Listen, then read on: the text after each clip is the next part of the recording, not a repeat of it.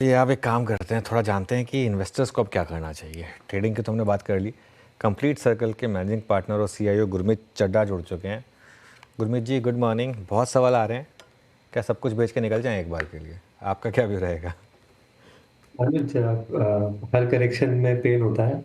और जैसा मैंने बोला, हमने बहुत समय से करेक्शन देखा नहीं था, तो इस बार शायद थोड़ा इसलिए ज्यादा हो रहा है कि बहुत एक्सटेंडेड रन रहा है। और आप देखिए, अभी भी अगर आप एक साल का रिटर्न निकालेंगे निफ्टी का, और एक साल का मैं मिड कैप इंडेक्स का रिटर्न देख रहा था, अभी भी लगभग 30% के आसपास है। तो मुझे लगता है ब्लैंकेट कॉल कभी भी नहीं लेनी चाहिए। मार्केट में तेजी में भी लेनी चाहिए और थोड़ी मंदी में भी नहीं लेनी चाहिए।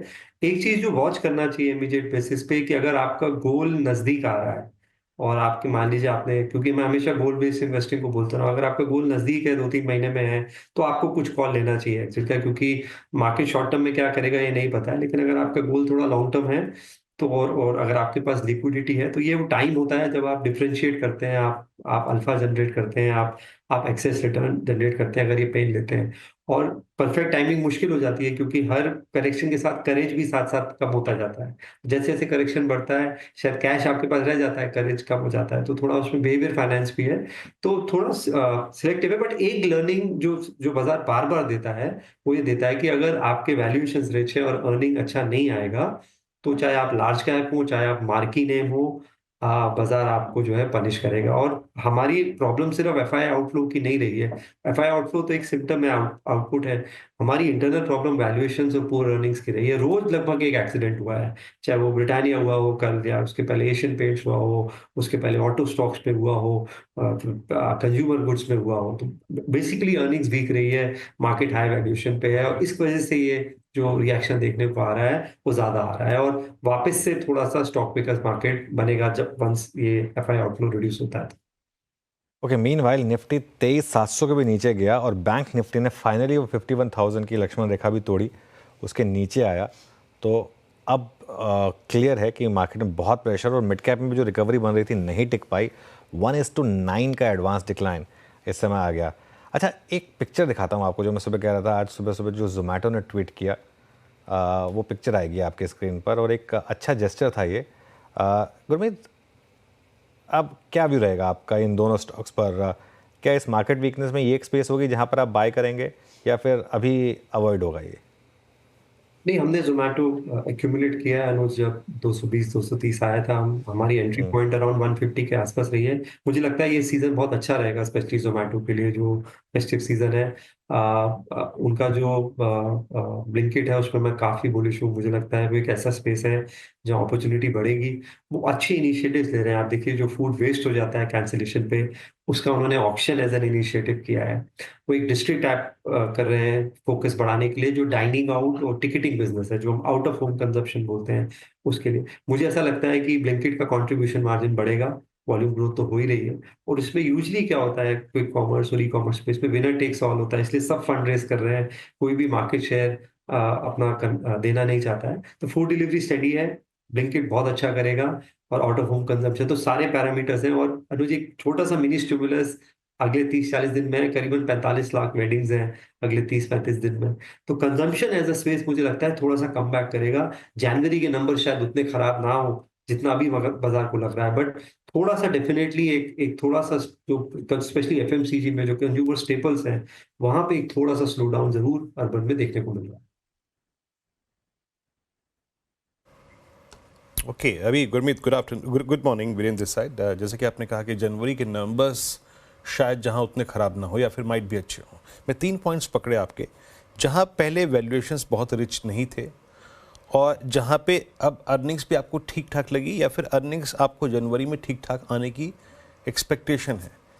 इन तीनों मापदंडों पे आपके प्रेफर्ड स्पेस क्या रहेंगे? अब देखिए, आज कुछ खरीद लें, कल वो टॉप पे चला जाए, तो ऐसा हो नहीं सकता।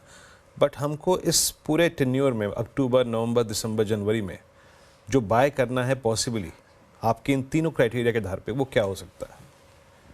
हाँ, तो एक पूरा सेक्टर नहीं है, सेक्टर में सिलेक्टिव है। जैसे अगर आप देखिए, ऑटो में एमएनएम के नतीजे बहुत अच्छे रहे। उन्होंने ट्रैक्टर का गाइडेंस रिवाइज किया है। एसयूवी में रेवेन्यू वाइज उनका मार्केट शेयर 22% हो गया है। फार्म इक्विपमेंट अगर आप ट्रैक्टर में जोड़ दें तो करीबन 44% मार्केट शेयर हो गया। तो मार्केट शेयर गेन किया है, एसयूवीज में भी किया है, फार्म इक्विपमेंट में भी किया है। लाइट वेट जो कमर्शियल व्हीकल है, जो 5 टन से कम का कैपेसिटी होता है, 5 HP सॉरी से कम का होता है, वहां भी उनका उनका मार्केट शेयर जो है 40% के ऊपर है। तो और नतीजे अच्छे होने के बावजूद स्टॉक जो है स्टेबल रहा है, मतलब थोड़ा बहुत करेक्शन आया है। तो वहां पे हमारी निगाह रहेगी। हम हमारे पोर्टफोलियो में 2 कंपनीज में बहुत अच्छे नतीजे आए, उनो मिंडा के और संधार के। हमने कई बार शो पे उसके बारे में डिस्कस किया है। उनो मिंडा तो कल 8-9% अप था, मार्जिन में एक्सपेंशन हुआ, और हर प्रोडक्ट में स्विचेस, कास्टिंग्स, एकॉस्टिक्स, सारे प्रोडक्ट्स में उन्होंने अच्छा परफॉर्म किया है। बस एक जो एक्सपोर्ट मार्केट था वो थोड़ा सा वीक रहा। उसके अलावा आप अगर बैंक्स में देखेंगे, आईसीआईसीआई के नतीजे बहुत शानदार है, क्लियर लीडरशिप है, और उस हिसाब से स्टॉक में उतनी मूवमेंट नहीं है, गिरा जरूर कम है बट मूवमेंट जो है वो कम है। तो हम बैंक्स में फेडरल और आईसीआईसीआई ऐड करेंगे। रिसाइकलिंग स्पेस में हम बहुत बुलिश हैं। इसमें कोई भी कंपनी 10,000 करोड़ से ऊपर के मार्केट कैप की नहीं है, चाहे वो वीएटेक वाबाग हो, चाहे वो गणेश इकोस्फेयर हो, चाहे वो ग्रेविटा हो, जो भी अलग अलग रिसाइकलिंग स्पेस में, हमें लगता है ये अपॉर्चुनिटी बहुत बड़ी है। और फार्मा के नतीजे अच्छे रहे, आप ब्रांडेड फार्मा के भी, सीडीएमओ के भी, और एक्चुअली स्टॉक्स नया हाई बनाया है। चाहे वो हिकाल हो, चाहे वो न्यूलैंड लैब्स हो, चाहे वो डीवीज लेबोरेटरीज हो। तो ये एक स्पेस, इन स्पेस में हम जो है इवेंचुअली ऐड करेंगे।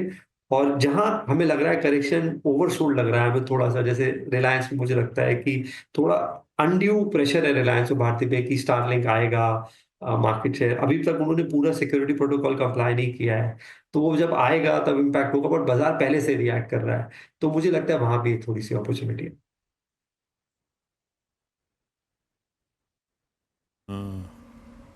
ओके अच्छा, एक सवाल और इम्पैक्ट मैंने सोचा था कि आपसे ज़रूर पूछूंगा। ये एनबीएफसीज में सबसे ज़्यादा पेन देखा गया। एमएनएम फाइनेंस को देखिए, एनटी फाइनेंस को देखिए, ऑल दो शायद रेट सेंसिटिव्स पे आज माहौल बहुत ठीक नहीं है Gurmeet, considering I think new inflation figures. But NBFCs में एक स्टॉक जो कि आपने मार्क किया है लोअर लेवल्स पे आपका इंटरेस्ट को बाय करने का। तो हमने दो दो स्टॉक्स उसमें मार्क किए हैं। एक तो यूग्रो है, जो कि एमएसएमई लेंडिंग में है। उनका मशीन लर्निंग का प्रोग्राम है जिसमें वो एमएसएमई लेंडिंग करते हैं। 10,000 करोड़ का AUM उन्होंने क्रॉस किया है, लेस देन बुक पे है। कैपिटल रेस किया है 1200-1300 करोड़ का, और ज्यादातर सिक्योर्ड लेंडिंग है, और बैंक के साथ को लेंडिंग करते हैं, लगभग 46-47% को लेंडिंग करते हैं। तो क्रेडिट कॉस्ट उनका कंटेन्ड है, बढ़ेगा नहीं, क्योंकि अनसिक्योर्ड लोन और जहाँ पे स्ट्रेस है, जो एमएफआई है, वहाँ पे प्रेजेंस नहीं है। दूसरा मुझे लगता है कि पूना वाला फिनकॉर्प में, क्योंकि लीडरशिप चेंज हुआ, उन्होंने काफी बैड न्यूज अपफ्रंट करी है। तो वो प्रमोटर, आफ्टर जो नंबर खराब आया, प्रमोटर कंटिन्यूसली मार्केट से बायबैक कर रहे हैं। स्ट्रॉन्ग ग्रुप है, अरविंद कपिल है, लीडरशिप टीम अच्छी है, प्रमोटर एंटिटी स्ट्रॉन्ग है, क्रेडिट रेटिंग अच्छी है, तो कॉस्ट ऑफ फंड हमेशा कम रहता है। तो इस पे, और मुझे लगता है थोड़ा सा बजाज फाइनेंस भी मुझे ओवरसोल्ड लगता है। तो ये 3 एनबीएफसी स्टॉक्स हैं जो हमारी जिन पे निगाह रहेगी, बजाज फाइनेंस, पूना वाला और यूग्रो कैपिटल। ओके अच्छा, गुरमीत, क्या एशियन पेंट्स की स्टोरी अब खत्म हो रही है? मतलब एक लग रहा है देखकर कि नहीं, ये सिर्फ एक करेक्शन नहीं है, ये फाइनली अब एक एंड ऑफ एन ईरा। मैं ऐसा नहीं बोलूंगा कि, and I think Asian paint जैसी कंपनी को राइट ऑफ करने में जल्दबाजी होगी। एक सर्टेन प्राइस पॉइंट पे उस पे भी बायर आएगा, किसी ना किसी प्राइस पे, जब वैल्यूएशन रीजनेबल होगा। मैं 1-2 क्वार्टर देखना चाहूंगा। ये जो वॉल्यूम डी ग्रोथ हुई है वो टेम्पररी है, कि बहुत बड़ा इम्पैक्ट है बिरला और जेएसडब्ल्यू का, वो एक नजर करना पड़ेगा। मैं मार्जिन कंप्रेशन में मुझे इतना प्रॉब्लम नहीं था, पर जो वॉल्यूम डी ग्रोथ हुई है वो थोड़ा सा कंसर्निंग है। तो मैं देखना चाहता हूँ कि फेस्टिव सीजन कैसा गया है। वो वन ऑफ था, हालांकि उन्होंने गाइड किया है कि Q3 में भी बहुत ज्यादा इंप्रूवमेंट वो नहीं देखते हैं, इसलिए स्टॉक में प्रेशर है। बट मैं 1-2 क्वार्टर देखना चाहूंगा। बट अगर प्राइस काफी करेक्ट होता है, यहाँ से भी लेट्स से अगर करेक्ट होता है 15%, 20%, तो मैं एक्चुअली कंस्ट्रक्टिव हूँ एशियन पेंट्स में, मैं राइट ऑफ नहीं करूंगा। आप देखिए, अभी भी उनका जो मार्केट शेयर है, जो सेकंड बड़ा है, उससे अभी भी 3 टाइम्स है। तो ये ओवरनाइट चीजें चेंज नहीं होती है। ये जो डिस्ट्रीब्यूशन मोड है, ब्रांड है, ये डेकेड्स लगते हैं बनाने में। तो जल्दबाजी नहीं करनी चाहिए हमें, ऐसा बहुत सारी कंपनीज के साथ हुआ है, बहुत सारे फेसेस में। तो बट मैं देखना चाहूंगा कि ये वॉल्यूम डी ग्रोथ जो है वो रेगुलरली हो रही है, कि वन ऑफ। एक फाइनल सवाल, डिफेंस, क्या क्या अभी और करेक्शन होगी यहाँ? अनुज, सिलेक्टिवली बहुत अच्छी अपॉर्चुनिटीज आ रही हैं। जैसे हमारे पोर्टफोलियो में एक कंपनी है सोलार इंडस्ट्रीज, उसके हम नतीजों का वेट कर रहे हैं। उनको पिछले 4 दिन में 4 ऑर्डर मिले हैं डिफेंस के, करीबन करीबन 1600 करोड़ के। आपने पीछे देखा होगा पिनाका जो मल्टी रॉकेट MRBL है, उसको फ्रांस भी वैल्यूएट कर रही है। वो अपॉर्चुनिटी जो है 8-9 हजार करोड़ की अपॉर्चुनिटी है, और सोलार गाइडेड में 100% शेयर है, और नॉर्मल रॉकेट्स में L1 बिडर है।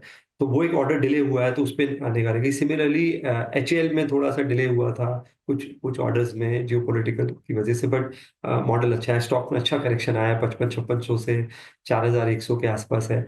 तो हम थोड़ा सिलेक्टिव हैं ऑटो में। हमें हमारे पोर्टफोलियो में HAL है, सोलार इंडस्ट्रीज है, जेन टेक्नोलॉजीज है, और हम कुछ और स्टॉक्स पे भी जो है निगाह रख रहे हैं। यहाँ पे अच्छा करेक्शन आया है, तो कुछ जगह ऑर्डर बुक में एक सर्टेनिटी है कि अगले 5-6-7 साल आपको जो है विजिबिलिटी दिखती है। जेन ने अपना गाइडेंस मेंटेन किया है, और हालांकि एक्सपेंसिव स्टॉक है, तो हम थोड़ा सा कंस्ट्रक्टिव हैं डिफेंस स्पेस में, सिलेक्टिव।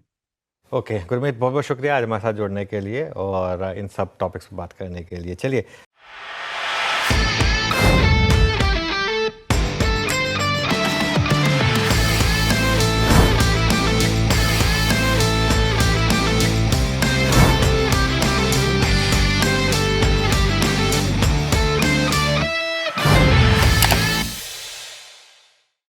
बता दें कि मनी कंट्रोल पर दिए गए विचार एक्सपर्ट्स के अपने निजी विचार होते हैं। वेबसाइट या मैनेजमेंट इसके लिए उत्तरदायी नहीं है। यूजर्स को मनी कंट्रोल की सलाह है कि कोई भी निवेश निर्णय लेने से पहले सर्टिफाइड एक्सपर्ट की सलाह लें।